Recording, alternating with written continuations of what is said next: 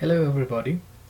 Since we didn't have enough time to cover all the components during the class, I decided to post a video on graphical user interface programming.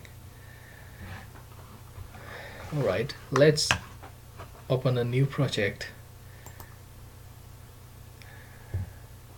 and it's gonna be the a QWidgets application again, and we're gonna Q, let's say, test2. Alright, and I'm gonna leave this kit as it is, and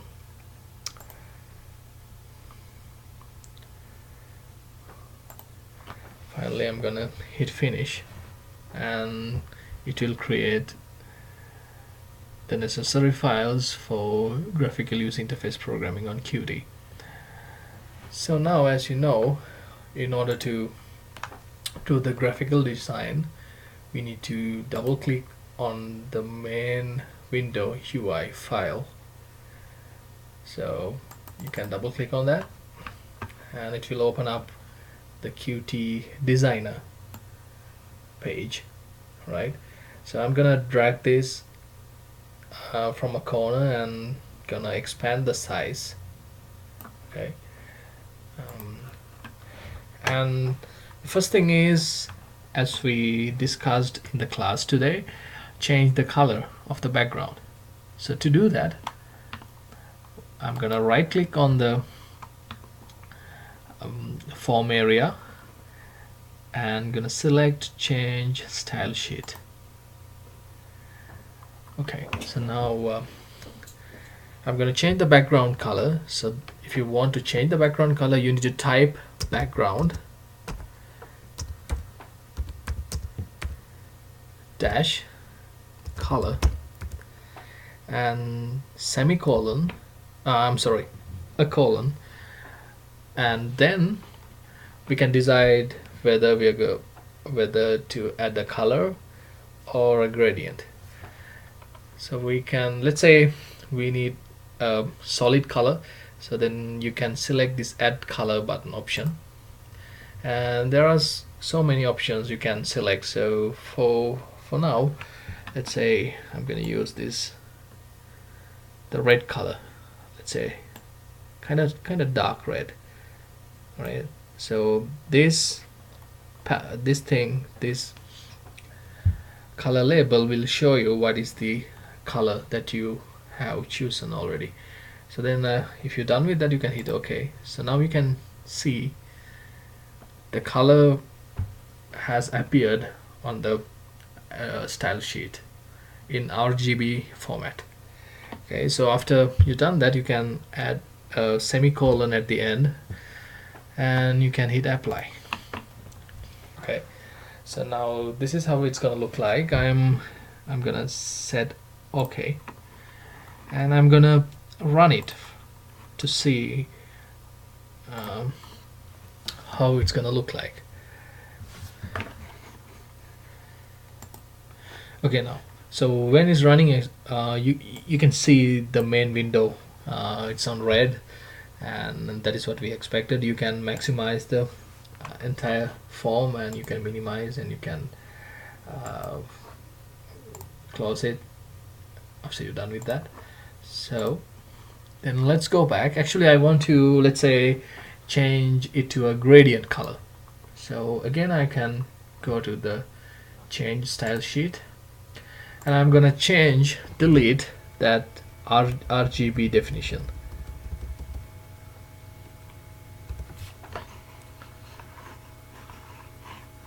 So, and I'm gonna select this add gradient method, and I'm gonna select new from it. All right. Okay, so now here's the gradient toolbox. So this is a little tricky. So now you can see, now there are there are two buttons called stops. All right, so you can add stops as you want. It will decide how will it fade through the form. the how colors will fade through the foam. So now what I'm gonna do is I'm gonna delete the first stop, okay, and also okay, and then I'm gonna add another stop. So you can right click and I'm gonna add a new stop. Now you can see there is a new circular button appears on the left hand side, and now you can select the corresponding color by click on this color palette. Okay, if you click on it, it will open up the color palette. Then you can choose the color. Again, I'm gonna use this red color. You can select the intensity of that red color by changing the slider on the right hand side. Okay, I'm gonna use that dark red color, and for the left, actually right hand side, I'm gonna select again a red color but little actually brighter one, a brighter color, right? So then if you move this top to the left, so then the fade is not the color fading is not very smooth. So if you take it to the right hand side, you will see now that its fading is much smoother. So if you take the left hand side also to the all the way to the left, you will see the nice color fading, smooth color fading. So you can hit OK, and it's okay. So then it will copy all necessary programming all necessary instruction onto the style sheet, and after that you can hit semicolon and apply. All right, so this is how it's gonna look like. All right, okay, now let's add a push button. Actually, let's say 2 push buttons, right? Push buttons.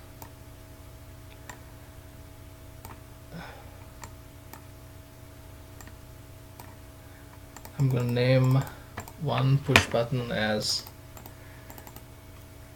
connect, and at the same time don't forget to name the object name. Okay, so I'm gonna say push button underscore connect. Okay, and this push button is disconnect. All right, and I'm gonna name that push button under the property as push button underscore disconnect. So you can give any name, but I am choosing these names because it will be easy when you're doing the programming, because then you exactly know, okay, this button is for disconnect and this button is for connect. It is very easy when you're doing the program. Okay, so now let's change the button color, because as we can see it's already has the same color as the background. We don't need that, and we're gonna again click on a one button and select change style sheet, and this time we're gonna use a solid color background color, and let's add a good color. So what kind of color would be a good color? Let's say some kind of ash color. You can select any color you want. So I'm just trying to pick some good looking colors, maybe a little darker.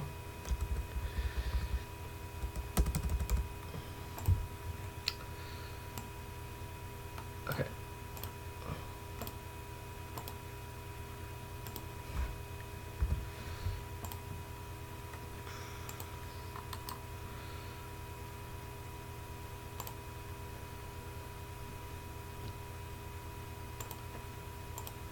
All right, and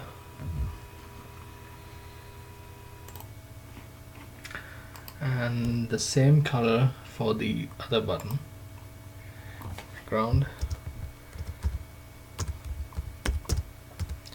dash color,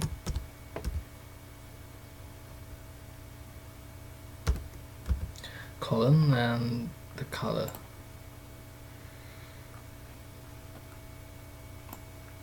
As I remember, it was 75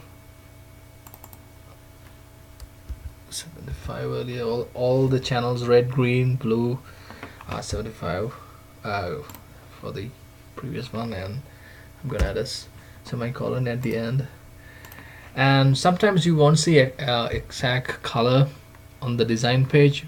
You need to run it to see what's actual colors are. So after you ran it, so you should see something like this. So yeah, now you can see it's darker grayish color.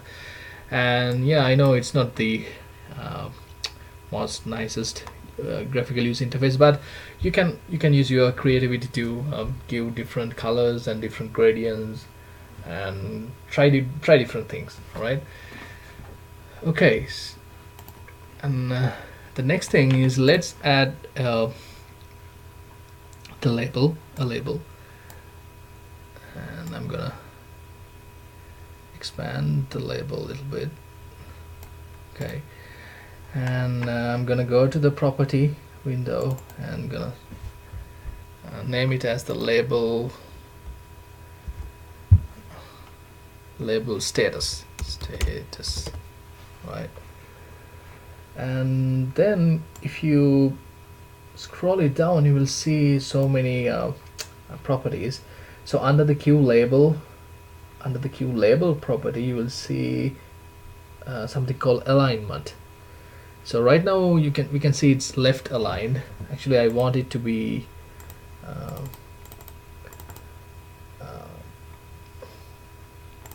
centered, align horizontal center. So when you expand this alignment, so there will be two alignments option, horizontal and vertical. So I'm gonna say, okay, align horizontal center, align vertical center. So after that we can see clearly it has been centered perfectly. All right, so I'm gonna change the background color of the text label.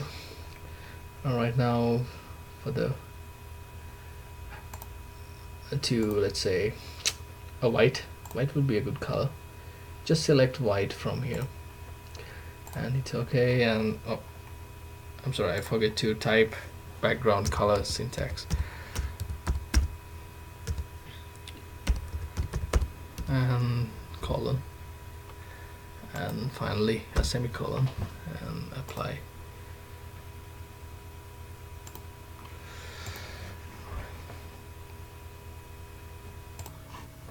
Yeah, so I misspelled background, so I just had to add cap n to the background. So then when I hit apply, so it will turn to, it turns to white. All right. Okay, and one more thing, we are gonna change the name of the main window. So we can go here and you can see on the left hand top corner there's the name. You can give it a name. So we can say the test 2 GUI. You can give a different name. Oh. Seems like it doesn't like it. Let's see. Actually, the place to write type the name not here, so it's under the property window. So you can go ahead and find the Q main window title, and under that title, I'm sorry, not the Q main window, but the Q widgets title. Under the Q widgets title, you can find the window title. So you can type the name for the graphical user interface, like test to GUI.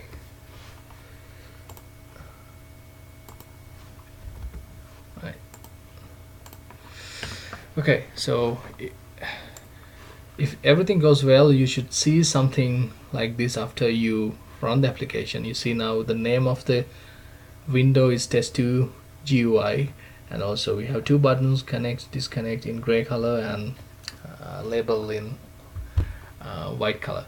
All right, so we're gonna do a little more things here. So if you right click on one of these buttons, so you will see something called go to slot. Okay, again I'm gonna say it again. Select one of the buttons, doesn't matter, connect or disconnect. So I'm gonna select the connect button and right click on it, and you will see an option called go to slot. All right, so here we are going to talk about signals and slot in the next class, but this is a kind of a very basic introduction for signal and slot. So actually what's happened here is when you press that any button, it doesn't matter, maybe connect or disconnect, if you hit a button it will generate a signal. All right, so then in Qt we can assign a place where that signal is going to connect it to. In that way we can define some tasks to do when you, for an example, when you hit a connect button. So if you design, you can write some instruction to do something like turn on a LED, turn off a LED, so change a color of a label, or anything. All right, so to do that, so again select a any of these buttons and right click and click on go to slot. All right, so then it will open up a go to slot window. Then there are many functions, as you can see. We call it slots. Okay, slots. When this signal calls, so then that signal is going to attach to that corresponding slot. For now we are going to select this clicked signal. All right, so just select that click, actually double click on that clicked signal. All right, so I'm going to double click on that clicked signal. All right, so then it will automatically bring us to the main Windows CPP, where we're going to do all the programming. And not only that, it creates a new function, as you can see, this one. Okay, what is it called? On push button connect. Okay, so as you remember, so we name our button as push button connect, so it create a new function called on push button connect clicked. So now what's gonna happen is when we click that button, the program, let me go to the main Windows CPP, the program will directly jump to this function right here. It doesn't matter where the compiler or the program stays, but as soon as you click that button, it's gonna jump inside to this function. Okay, so then we can say something called, let's say we have a label. Okay, before that we need to type UI, because we need to call the graphical user interface UI, and the arrow, and if you type label, so we have one label, it's called label status, because we named it as label status on the front panel. Okay, so now the label status, we're gonna again put another arrow. We're gonna select the property set text. All right, set text, and we're gonna do the double quotation. Inside the double quotation, we're gonna type connect. All right, and we're gonna change the color.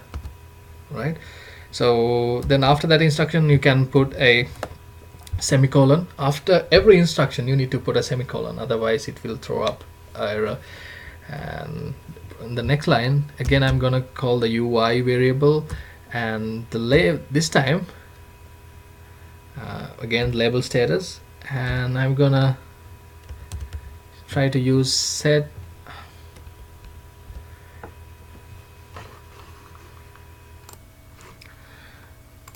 this time I'm gonna do set style sheet. Okay, so now here something new, because we already set the style sheet on the front panel on the main graphical user interface by just clicking buttons, right? Actually we can change all the style sheet corresponding to each object in the program in the program. So that is what we're going to do. So we're going to change the color, set style sheet, and so then under the parentheses we can type the same the syntax that we used in the style sheet on the front panel: background color, background dash color, and colon, let's say green. All right, and that's it. Let's try to run this and let's see what's gonna happen. All right, so I hope everything went well. Now my program is running, so I'm gonna click that connect button because I already wrote the program to change the text label and also the color to green. Okay, I'm gonna click the connect button. All right, so as you can see, it changes its text to connect, and also it changes its background color to green. All right, so and let's change let's do something with this disconnect button. All right, again I'm gonna go to the corresponding slot. I'm gonna right click, okay, and go to I'm gonna select the option called go to slot, and then it will open up this signal dialog box, and you can see there are so many signal, like the pressed mean the mouse button pressed, and when the mouse released, and the toggle. So there are so many signal that it generates.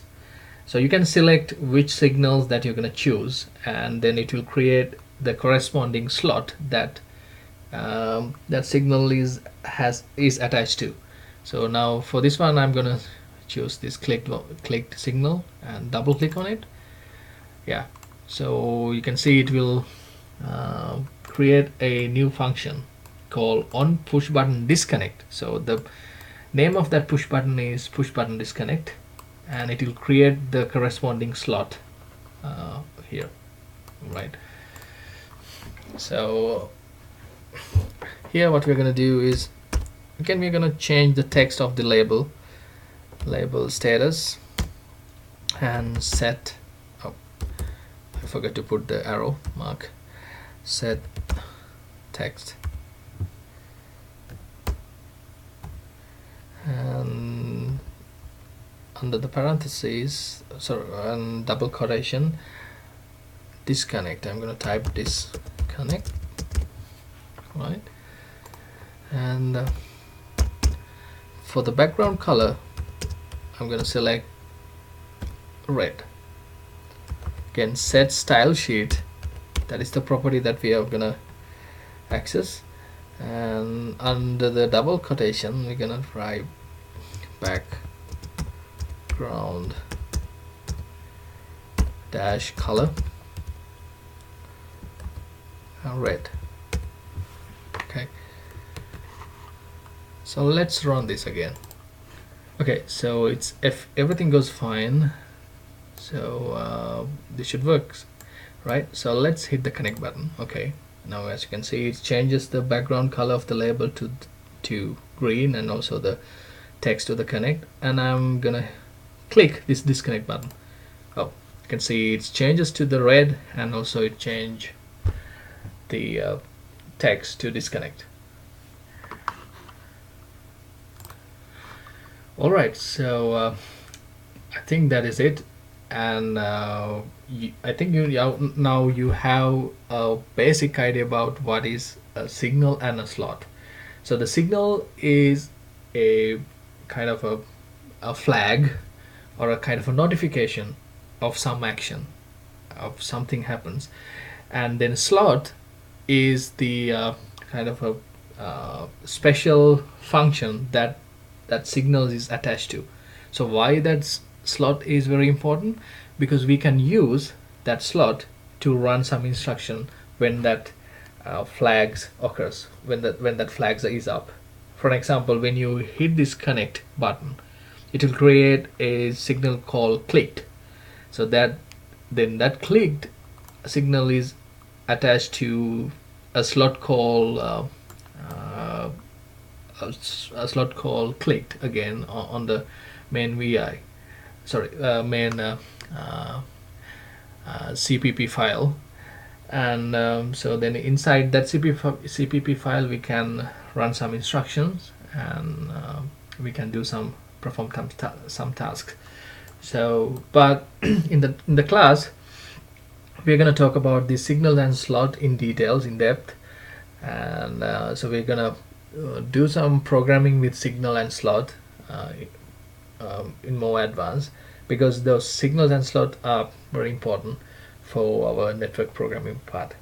Okay, so see you on Wednesday, and if you have any questions, please feel free to email me, or you can meet me after the class, and please talk to me if you have any question regarding this. Thank you very much.